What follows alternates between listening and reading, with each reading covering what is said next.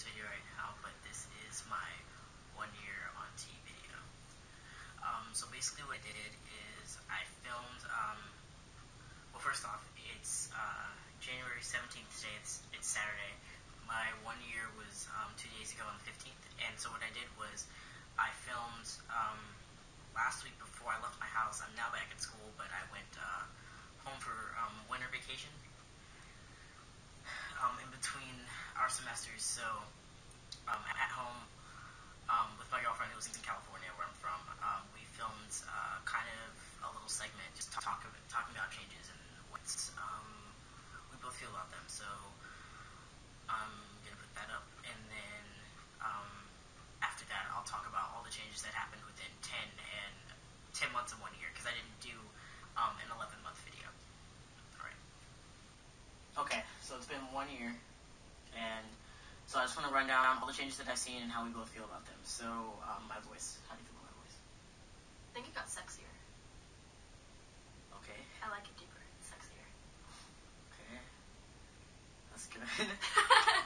I like that if I'm in public and I'm not passing, if I am passing, I don't stop passing when I talk. And if I'm not passing, I sometimes start passing when I talk.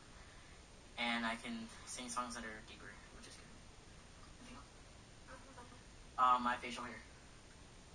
The sideburns are fun to play with. I really only have sideburns, so. I have like stubbly hairs elsewhere, but they're not that much. I'll show you in the update part of the video. Anything else about it? Your mustache kind of makes you look like a creep. Okay, so it's creepy. Yeah. So I've gotten both sexier and creepier so far. What about my acne? How do you feel about my acne? It will go away eventually. I feel like I need to see a dermatologist. Yeah, it's kind of gross. I don't really like it that much, but it's starting to clear up a little bit. What other changes should I talk about?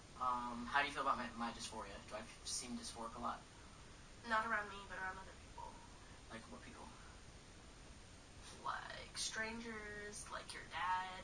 Oh, so I still just get nervous? Yeah. Okay. I think I just get less nervous now. I just care about less stuff. Like, because I don't have to care about it as much. But, like, in public, like, I don't get as nervous. It's only if I go to a new place. Like, when I go to a new place, I'm very nervous. But after I've been there before and they know me, then I'm cool. What else do I talk about in videos? My voice, my hair, my acne, my dysphoria. Oh, passing. How do you feel about me passing? I don't know. I don't really have, like, a feel about it. Like, how does it make you feel when we're in public and I pass? Makes me feel like I'm part of a straight couple, and I don't know if I like that. I'm just kidding. I like it. How do you feel when we're in public and I don't pass? I feel like it's kind of awkward.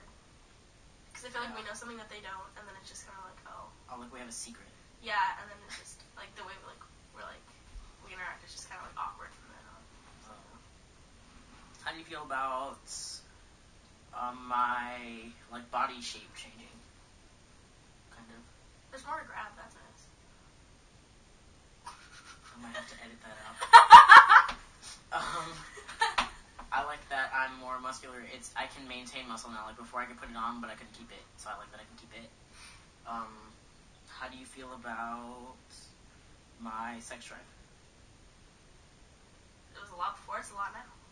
Nothing changed. Nothing changed. How do you feel about my appetite? All you do is eat. Nothing changed. You did that before. I know I ate a lot before. What else is from testosterone? What's your favorite thing that changed?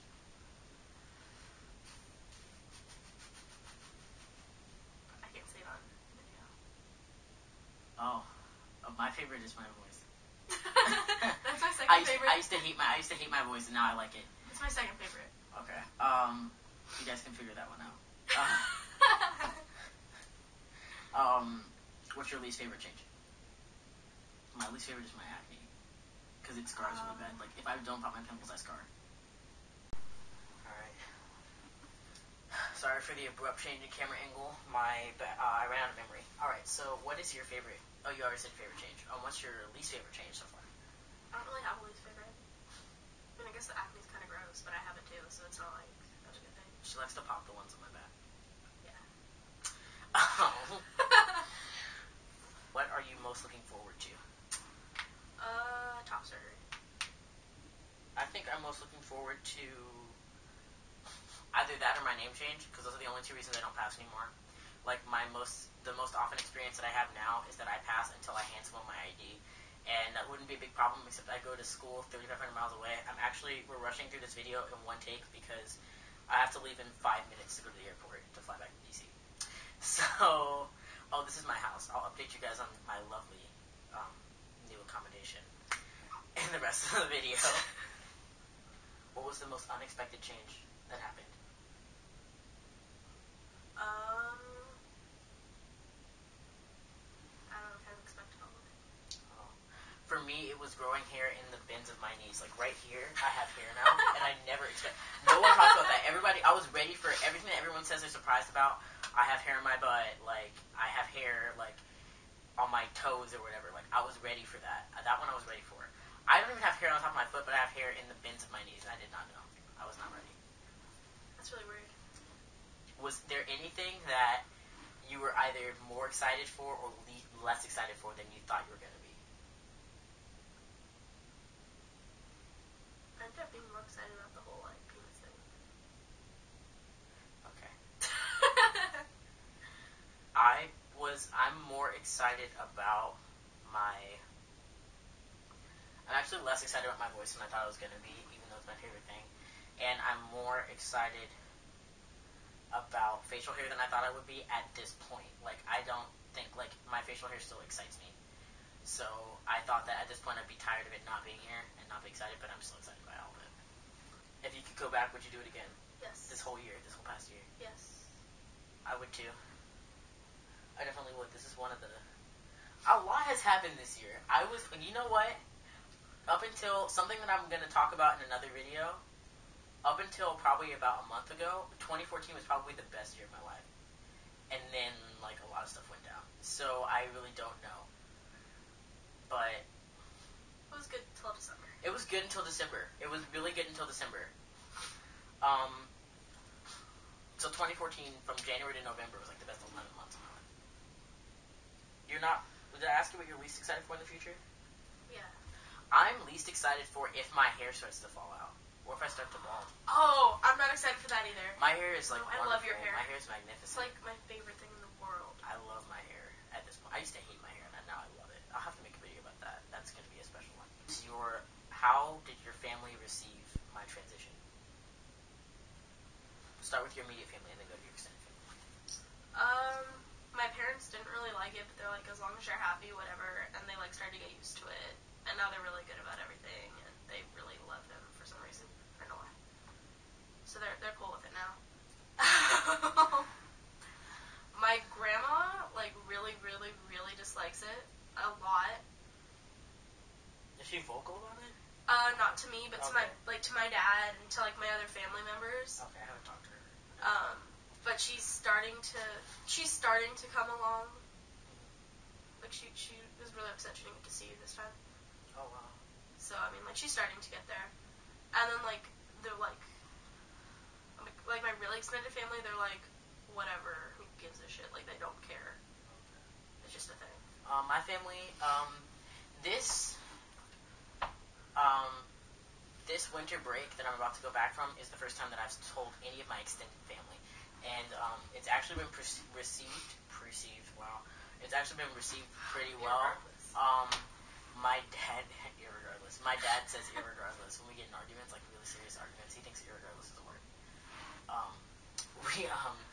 He's very unaccepting, and he thinks that he's being really accepting, and he's actually kind of mad at me about it. I don't know why. My mom is really supportive, although she has not switched names or pronouns yet. It's like really, but she's very conscious of it. Like she says them and then says I have to stop doing that, and then like doesn't change it. So like I know like she's just like coming to grips with things, which is fine. It doesn't bother me. It doesn't make me dysphoric to hear her say that because I know that she's trying. But when my dad says it, it makes me dysphoric because I know that he's not trying. It's really weird. And my grandma's like really, really supportive. Like she's like 100% supportive. That's kind of like my parents. Like my grandma basically raised me, so I count her as one of my parents. And then, yeah, my extended family is pretty. They don't really care, as far as I know. Yeah, and they like you. My extended family really likes her. I don't think my dad likes you, but I'm not sure. I'm gonna ask him.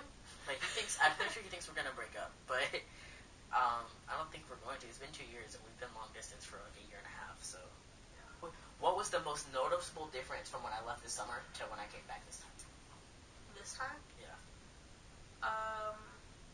Your sideburns, like your hair. Oh yeah, they're That was much. like super noticeable. They're much thicker. Like they're really like wide. Just I look like a Wolverine. And your voice, like you started talking, and it took me a second to like process that that was actually you. And I know it took Martin aback too. Like me and him were just kind of like, wait. I think my voice takes people aback because I'm so small. Like I'm very short. I'm 5'4" and I have a small frame. Like I'm only this big because I've worked very hard to be this big. But I have a very small frame. And a lot of times when I start talking, people are surprised that my voice carries as much as it does. Or that it's as resonant as it is. I wasn't expecting it to be this deep, to be honest. That's nice. Anything else? That was really, really noticeable. No, those are the two main things. Really? Yeah. I mean, like your face shape has changed a little. Like seeing you, it was just kind of like, wait. I feel like this is the first time in my life that I look older. Like I look closer to my age. I've always looked very young. Like I've always said, like when I was like 16 and 17, people I always thought I was like 12 or like 11 or 12. So it's like I have a very young face, and I'm also getting very, very small. Like when I was younger, I was really skinny. Like I was like 110 pounds in high school. So it was like, yeah. So people just, I've never looked older, and I think now because my voice is deeper and because maybe just a confidence thing, and my face looks older now, I think that that's kind of taking, like, and I have some, like, sideburns and stuff like that. People probably think I'm older, and that takes them back a little bit. What do you think about bottom surgery? I'm undecided on that. I need to research that more. I'm undecided as well. I feel like it's too soon, partially because I've only been on T for a year, and I feel like I need to wait more time for it to take its course, and for all the growth that's going to happen to ensue. Which has, to this point, gone fairly well, I'll say. We'll just say that, and leave it there. So I feel like I should wait until maybe 4 or 5 years on T before considering bottom surgery for myself. I don't know what other people do. I really haven't looked into bottom surgery. I've watched very few videos about guys who've had bottom surgery. I haven't looked into it that much, but I feel like I'd be, judging by my experience with myself, I think I'd be a pretty good candidate for like a metoidioplasty, but I think like maybe down the road. And also, I don't have like $20,000 to drop on that. And I feel like, okay, that surgery, I feel like it won't improve my quality of life. Like top surgery will improve my quality of life a lot. For me, I like packing a lot, and I pack 24 hours a day, so it doesn't bother me to not have that there.